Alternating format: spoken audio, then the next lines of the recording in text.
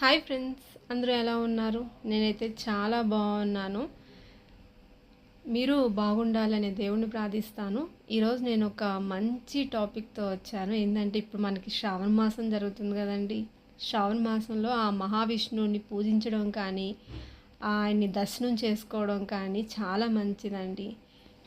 దానికోసం ఒక మంచి ముగ్గుతో వచ్చానండి. 9 చుక్క ముగ్గు ఒకటి వచ్చే వరకు. దీంట్లో కొంచెం మెలికల ముగ్గులు ఉంటాయి, కొన్ని చేపలు ఉంటాయి.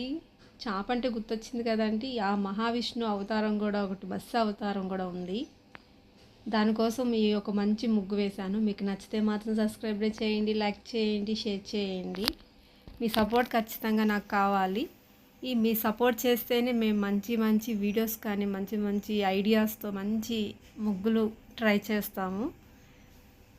నచ్చితే మాత్రం నా ఛానల్ని సబ్స్క్రైబ్ చేసుకోవడం మాత్రం మర్చిపోకండి. పక్కన షేర్ చేయండి, బెల్ ఐకాన్ ప్రెస్ చేయండి.